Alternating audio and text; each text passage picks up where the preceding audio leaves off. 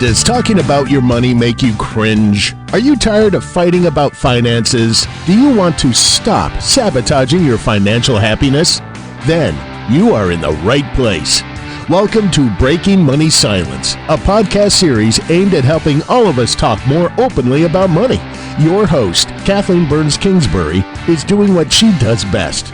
As a young girl, she was scolded for talking too much to her neighbors in class. After years of trying to be quiet, she discovered that speaking up about taboo topics is her strength. International speaker, author, and founder of KBK Wealth Connection, Kathleen understands money and our relationship with it. She is a wealth psychology expert who has helped thousands of advisors and clients communicate more effectively about money. Now, listen to Kathleen as she assists today's guest in busting their favorite money myth wide open.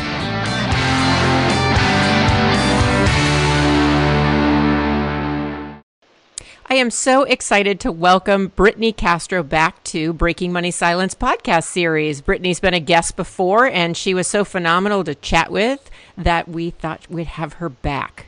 So let me tell you a little bit about her in case you didn't catch the first podcast. Brittney is the founder and CEO of Financially Wise Women, a Los Angeles-based financial planning firm whose mission is to teach women and couples the art of managing their money the fun and simple way.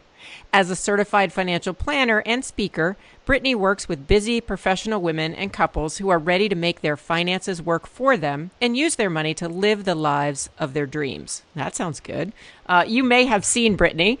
She's on TV and in some major publications. You may have seen her on CNN, CNBC, or CBS. Or you may have read an article or two of hers in the Wall Street Journal, the New York Times, or Glamour, because she just loves spreading her wisdom about finance, entrepreneurship, and smart investing to the masses. Who does that sound like? That sounds a little bit like me. So welcome, Brittney, to the call. I'm so glad you could come and bust a myth wide open with me today. Thank you for having me. I love talking with you about this stuff. Yeah, it's fun. And you approached me with a new myth you wanted to bust wide open, and it is spending is bad. And coming from a family where that was a family money message, I can't wait to hear what motivated you to pick this particular myth to talk about today. Yeah, so actually, I love this myth because I feel like a lot of people, especially women, have guilt when they spend money, and they have a lot of guilt when they spend money on themselves is what I find. And after being a financial planner for over 12 years, I've always seen the impact that investing in yourself can have on someone's overall financial health and success.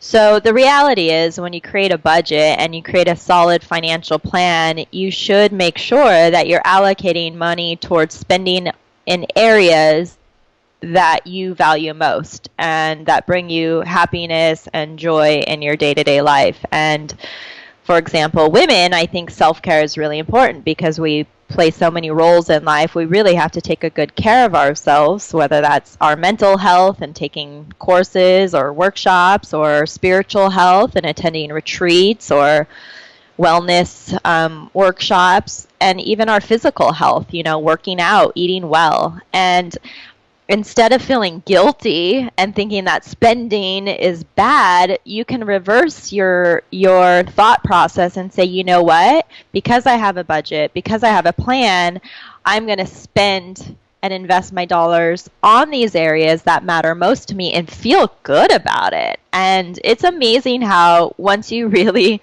start to embrace that new mindset of spending is good, it can really transform how you see money in general and see money as a tool to live this life that you want and give you that spending power to use your dollars in areas you value most.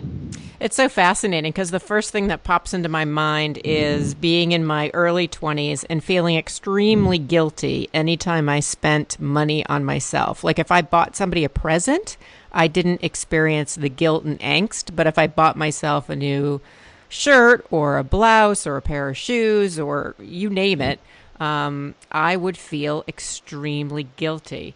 And what I found is that over time, when I worked on my relationship with money, I learned to spend on myself, that I actually felt better about myself and felt more at peace with my relationship with money. I know everybody's different, but is that kind of the essence of what you're talking about? Definitely, and it's exactly what you're talking about of, embracing it in a new way and seeing it as a long-term investment that will help you for the long haul.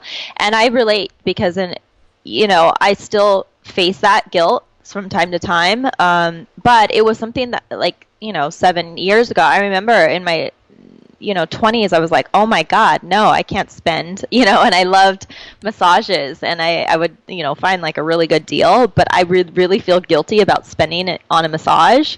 And then I finally just started to read books and learn for myself, like, what do I really need to feel my best and operate my best?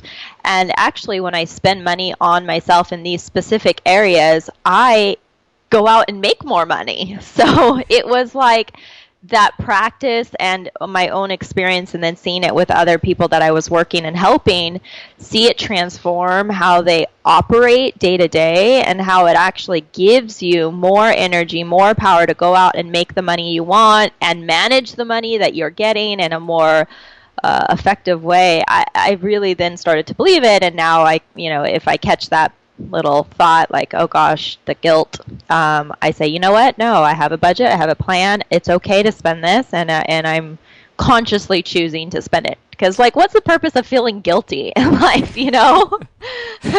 Well, there's appropriate guilt and there's inappropriate guilt. And I think a lot of times what ends up happening is the inappropriate guilt that we're talking about here on the show. I know that for people out there that have very much a saving mentality or feel very restrictive or scarce around money, their immediate thought might be, if I think spending money is good, it's going to get out of control. Like somehow, if I loosen up, it's really going to go to the other side and I'm going to be an overspender. How do you kind of address that in the work that you do? Yeah, I understand what you're saying. And, that idea of saving and almost like hoarding money, giving some sort of security is good. I'm not saying that we don't want to save and invest our money, but I think it's a balance. And if you're completely on one side of the spectrum, what might seem like so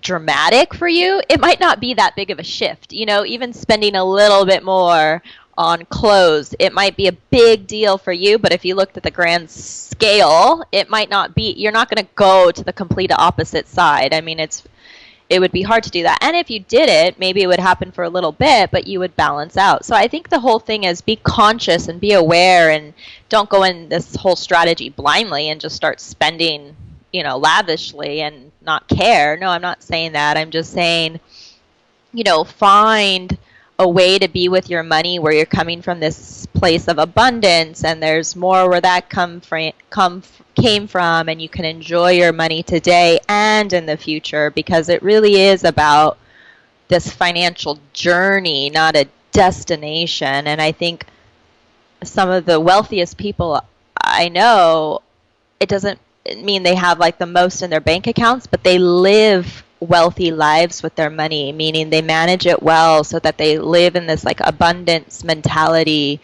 They trust that, if they spend money, more money is going to come. They're not worried and hoarding money and in the scarcity mindset. So I think it's just a matter of really seeing what is the underlying principle of spending, and that balance between spending and saving your dollars.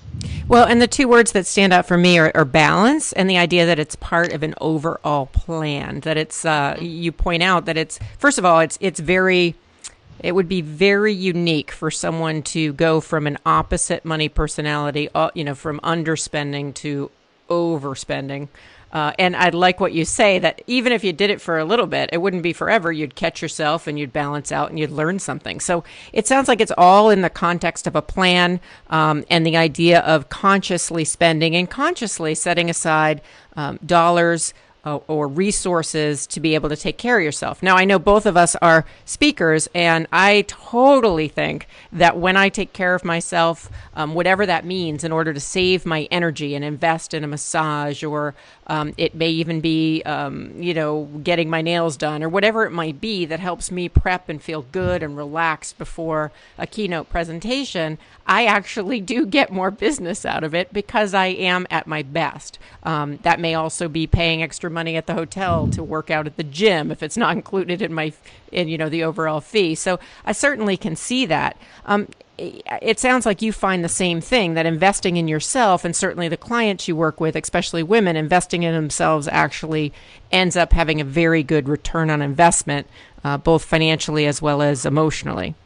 Totally. I totally agree, because I think when you feel good, you do good, and you're in that state of like being where things come into your life and you could see the opportunity and grab them as they present themselves, and you're not like completely, I just always picture this woman who's completely fried and drained and so exhausted that she could barely, go through her day, let alone see the opportunities that are presented in front of her, but she misses them because she's so completely drained of energy. So, I think as a woman, it's learning how to, I talk a lot about like feminine essence, like embrace who we are. And women, I actually make the most money when I'm not sitting behind my desk, plugging away at emails. It's usually when I'm living my life and finally let go of that business idea or the proposal or whatever, and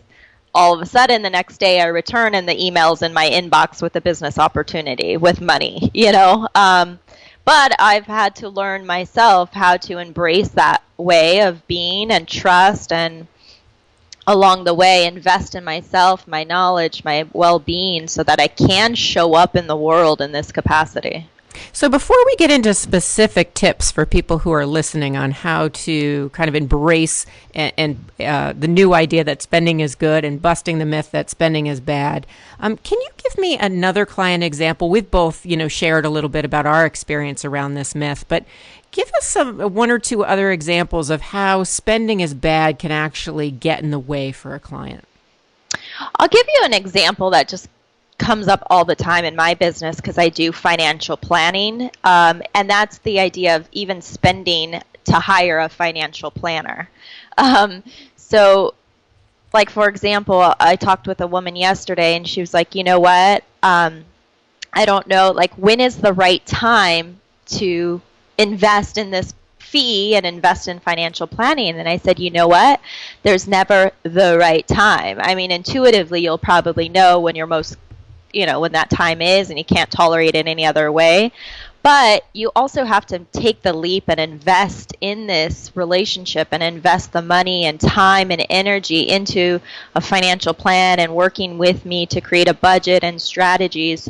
And you're going to see the results. And I know when people do it, my clients, when they actually do that, like, it's amazing, Kathleen. I know you know this, but like, they make more money and it doesn't take that long. Like, they'll get a job offer and that job's paying them 10 grand more a month, or 10 grand more a year, or they'll start something on the side because now they have more confidence about what they actually need to save for their goals, and now they have this clarity to go out and make it happen. So that in itself is a good example, like investing even in a financial plan and hiring a financial planner. It is, it's overcoming this idea like, I don't have enough money to start, or it's not the right time to start. But when you really go for it, I've just seen it too many times to disagree. Like, things happen. You make more money, you save more money, you prevent yourself from making all those mistakes. And it's that type of constant, investing in yourself that really makes a difference in the long haul. And I see it in different ways. I mean, not being a financial planner, but absolutely I see that. And a lot of times I see that with female entrepreneurs in particular who have trouble delegating because they think spending added money on an assistant or some consultant or a coach, it might be quote unquote bad. for the business because they don't have the money. And then when they loosen up, it is amazing to see what ends up happening. So if someone's listening right now and they're thinking, okay, I have this thought of spending money is bad. You two have convinced me, at least initially, to start thinking about having a new thought that spending money is good. What are a couple of tips you can offer, Brittney, to get people started at embracing this kind of new philosophy? Well, the first tip I would say is you can definitely go check out the free video series I just launched. And I believe you'll link it, Kathleen, for them. I will. I love it. Yes. So the first video in this 3-part series is all about creating your new money manifesto. And this is a lot in alignment with what we're talking about, which is creating this new money mindset, how you want to feel with your money, how you want to create a new type of relationship with your money, which is extremely important. You can have the best financial budget, the best financial plan in place, but if you don't have the right mindset and the right relationship with your money, none of that is going to stick long term. And I'm all about long-term lifestyle changes. So that is such like a great way to start, and it's free. And I really created this with the idea that I wanted more women to know that there are tools and resources out there to help them. And really, there's no more excuses. You can't. There's no more excuses. I put it on the best silver platter. I delivered it free. So I don't know what else you want. Wow, that's a powerful tip number one. Powerful tip number one, just go watch the free video. And if you pick up one thing from that video, I'm pretty sure your life will change for the better. Well, as you know, let me interrupt real quickly. I already shared with this with you offline. I encouraged my niece, who is in her mid-20s and getting married next year, to participate in that free money call. And another video came out today, and I forwarded it to her. So I believe you that tip number one is take advantage of this free learning.